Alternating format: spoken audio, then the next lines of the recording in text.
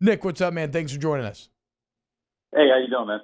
I'm doing well. Doing well. Tough loss for sure. In fact, like we kind of said after Saturday, the Saints are going to have the opportunity to salvage South Louisiana's football mentality after whatever happened Saturday. And unfortunately, despite a furious fever dream of a fourth, it did not come true. And it didn't come true because of a deep ball to Cordero Patterson after that insane comeback. Let's start there. I've read your film review, Nick.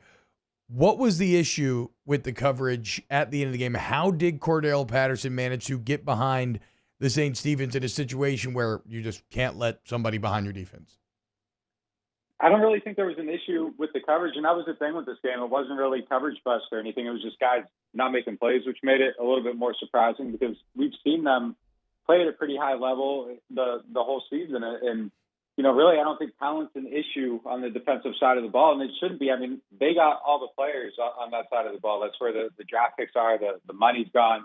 It's the offense that's been a little bit more barren as far as the talent acquisition goes. And Adebo's playing a press bail technique there. He gives up the sideline, the one thing he can't do, and they get beat on it. And, it was really that simple. And they ran that play earlier in the game, too, and Quan got beat on it, but it was the same look. I don't really know how Quan ended up on Patterson. That's a little bit of a surprising matchup they allowed to happen there. But it was the same exact play. I think it was their second passing play of the game, Atlanta's, and they ran it back. And really the tell was with that crossing route coming, Malcolm Jenkins came down a little bit, and then on the second one, as soon as he took that step, Matt Ryan was letting it go up the sideline. He knew he was going to have one-on-one there, and, that was it. And it's 2 weeks in a row, really, that the defense has been a little bit spotty. It kind of got forgiven against Tampa Bay because they get the interception late in the game. P.J. Williams steals it, and you kind of forget about all the plays they gave up because they got the one they needed.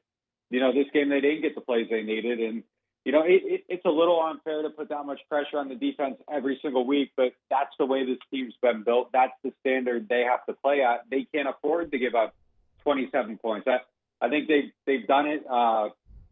Tampa's the only game where they've allowed 25 or more, I think, and won the game. So, I mean, that's kind of where the bar is at, and they got to be stingy every single game, especially against teams like the Falcons that have just two guys, Kyle Pitts and Patterson, and you got to stop those two, and you beat them. They didn't stop either one of them, and this game that should have been a win ended up a loss. Kyle Pitts and Patterson, how could you forget about Zacchaeus? Keeps guys up at night when you're game planning for the Atlanta Falcons. Real quick here, we don't have to stay long on this, but was Malcolm Jenkins, is he supposed to step down there? Or, did Adebo think he had help over the top? No, I think he's supposed to cut off the crosser there. That would be his responsibility on that play. Yeah, so I think he played it right. It was just they got the same look that, it was advantageous. They noticed a little bit of a tell, I think, on the first one. And as soon as he seen it, I think they knew the play was coming. Both sides, I think the Saints knew a play was coming too. I think Jenkins read it and, reading it as quickly as he did, I think you got a little bit of movement there. Then the pass goes up the sideline. But, yeah, I would be certain that Matt Ryan, as soon as he saw him, he knew exactly what coverage they were in. And I think they ran it back to get that same exact look. And as soon as he saw it, you have it. But Adebo can't give up the sideline there. And that's really the thing with that play. It's the one thing you can't do there. And he did it. And, he's been better more often than not this season, but there have been a few games where, he's looked like a rookie and you've got those ups and downs. And, I think that was just one of those moments for him. Well, let's talk more about the defense then, because you mentioned the fact that, look, the reality of the situation is if you're going to make the playoffs with this team, if you're going to accomplish these things that it seems like you're capable of, like you said, the defense is going to have to be the one that wins you these games. Within that context, is the Saints pass rush, is that a problem right now? It hasn't been as good as it needs to be the last 2 weeks. And, they got the players that they should get better. It should come together. I thought Onyemata had a couple moments in this game. They didn't really register, but you saw him active, getting off some double teams, causing a little bit of pressure up the middle. Matt Ryan just handled it really well. And, yeah, I mean, as a whole across the board, I don't think that there's getting the consistency there that they need to get. And, Cam Jordan's coming to life a little bit last 3 games. He's looked better, but it's still not enough. Davenport, he has his moments. It's just not enough. So they just need more. And, I think it'll come. And, at some point, I think it's going to click. All these guys are going to play the way they need to play. I think Peyton Turner's been a little bit of a disappointment so far outside of his very first game. Other than that, he's kind of been a little bit invisible.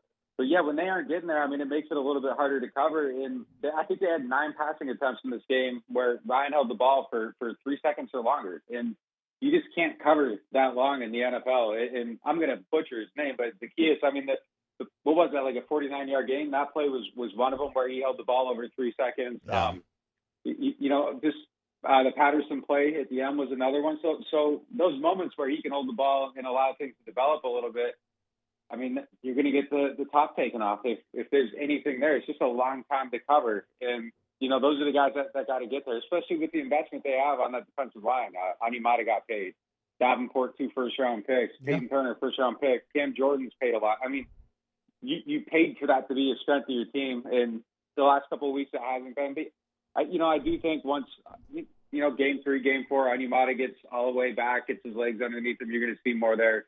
It should come together, but it's got to happen quickly because, losing games that you should win, you're in a race to get to 9 or 10 wins. That's what it's going to take to make the playoffs. Your starting quarterback's gone. Your defense can't have these hiccups. And I thought this was a huge missed opportunity for him. Yeah, I mean, speaking of missed opportunities, Nick, how about the fact that Marcus Davenport almost justified those 2 first-round picks at Saints? He forced a fumble. He forced a fumble, and you had no business forcing a fumble. That could have completely rewritten him in Saints eyes fans, but whatever. That's neither here nor there. Nick, there is an honor. We're talking to Nick Underhill of New Orleans Football. Go sign up for the site today if you have not yet. It's awesome. But it's interesting listening to sometimes the national outlook on this team and see some of the ideas wait, hold on a second. So Taysom Hill and Jameis Winston were in this quarterback competition constantly, right? They're who's going to be the starter?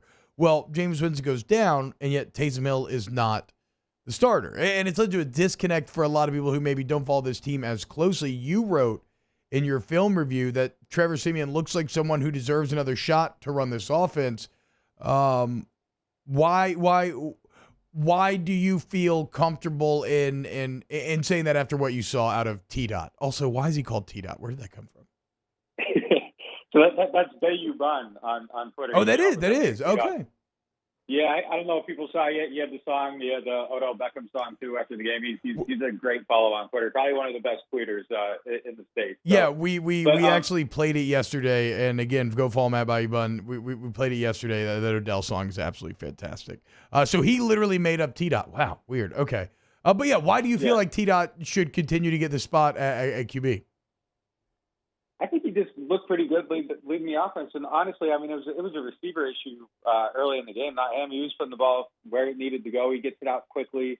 I think you saw some of the elements of the offense that really weren't working well with Jameis at QB, some of the shorter stuff, the stuff over the middle. That stuff is there now. And I think, you looked at it before and you kind of thought maybe, hey, this is all the receivers and this stuff isn't getting open, so that's why it's not happening. Turns out, I mean, those plays are there, and he does a better job of getting the ball there. And I just think some of the things that he does with the quick game, wanting to get the ball out quicker, the short field accuracy, I think that just plays a little bit better with what they have at receiver. And I don't think, and I have no idea if this statement's going to make sense, but I think he has a game that's built to operate a little bit better with bad receivers. I don't think he's as dependent on, guys getting open down the field, beating coverage. He sees things quickly. He wants to get the ball out quickly. It's accurate. And I think it's a little bit easier to sustain drives with him at quarterback. Now, I mean, I think, we need to see a whole lot more to know if he's actually a viable starter. I could see the shoe coming out on this, the other shoe dropping on this very, very quickly. I mean, he's got a lot of tape out there. There's a reason he hasn't started a game since, I don't even know what it was, 2018 or something like that. Mm-hmm. But there's a reason he was a backup for several years. Maybe he went to quarterback rehab and Sean Payton fixed him and he'll be good the rest of the way. We need to see a little bit more, but I think, he's done enough to keep earning those looks. And I don't really know how anyone could, watch this game and think that he was the issue with it. The 2 passes to Kenny Stills down the sideline, if he catches those, you're at 350 yards and 2 touchdowns and possibly, 3 or 4 because those drives get sustained. So I thought he played really good. I think it's like a corner of the eye disconnect, Nick, where it's like if you just glance at this game or, you're just kind of watching it as part of like Red Zone Sunday or something and you're just looking at stats, it feels like Trevor Siemian played very badly. So, like, yeah, you had to have really watched it, I think, to come out with the idea that, no, you know what, he wasn't that bad. No, I mean, 100%. And, yeah, I mean, look, these guys got to catch passes, man. It's a huge issue. And, it's a little bit surprising they're even in this position to where you're holding your breath and hoping Odell Beckham clears waivers when, the whole offseason, Mike Thomas didn't get the surgery. You get to the trade deadline, he's not coming back. Deontay Harris is going to court and he's going to settle his case. So now he could be suspended for 3 games whenever the NFL decides. Like, if they don't get this guy, I mean, it's going to be kind of a desperate situation if something else happens with Deontay Harris. Now, that could play out and not be a thing that happens until next season. The NFL is just kind of, hey, when they get around to this, it's going to happen. But, I mean, I think it's certain at some point Harris is going to miss some games for that DUI in Baltimore. And, people don't know. He settled his case yesterday. He's on probation for a year. So that's coming. And if anything else happens on offense, like God forbid Alvin Kamara has a knee injury or something and misses some time, I mean, it's going to be very barren if they don't end up with another receiver. And, Odell is really the only guy right now. And 31 other teams could claim him. Seattle seems to be kind of flirting with him a little bit. Odell's flirted with Seattle.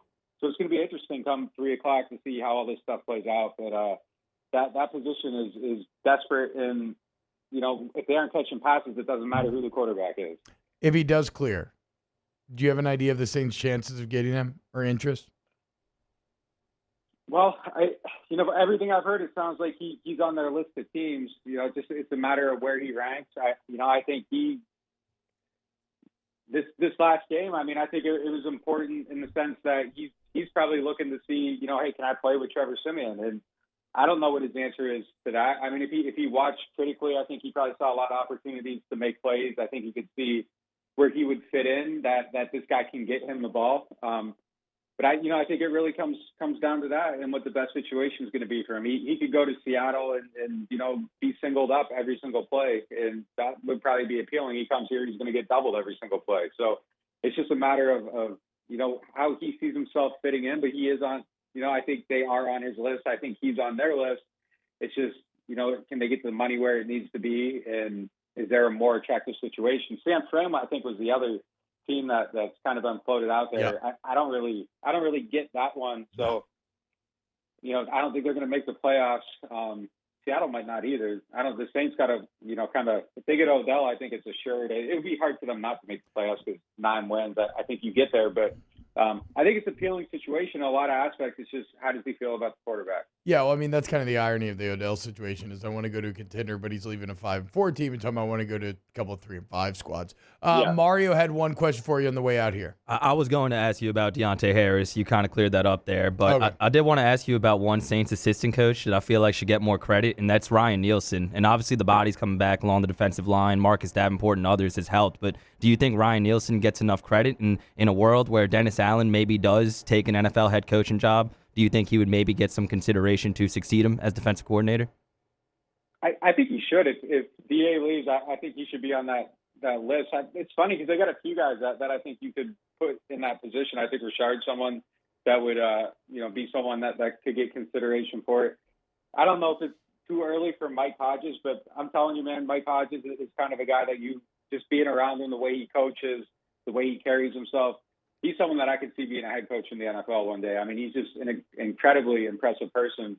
But I think Nielsen would probably be the first man up. And I think, if DA finally gets the recognition that I think he deserves, I think he'd be a candidate for it. And it's kind of funny to me that DA's kind of lingered the way he has. I mean, some guys just get second chances very easily and other guys don't. And I think that there's just something to someone going through a situation, failing, finding out what they don't know, taking some time to think about it, know how they can come back and do things differently, and then succeeding. I mean, like Pete Carroll's been a second-time head coach, Bill Belichick, but a lot of guys. Andy Reid wins the Super Bowl in his second tenure. That's a little bit different. He didn't fail early, but I mean, there's a lot of guys that have had failure and then go on to success. I think he's someone that should get a look sooner than later. The things he's done with his defense this last game, outside of that, it's been really good. And he just carries himself in a way that's, a little bit different. It's head coach-esque, and I think he's ready. And I think Nielsen, too, he has a great presence, obviously very smart. The way he teaches is something that all his players rave about. It's just the right amount of information. It's not too much. It's not too little. He knows how to communicate effectively. And I think he'd be really, really good in that role. Nick Underhill, _Underhill on Twitter. New Orleans on Football is the site. Go sign up today. Trust me, you'll be so happy when you do. Nick, thank you so much, man. Yeah, thanks for having me.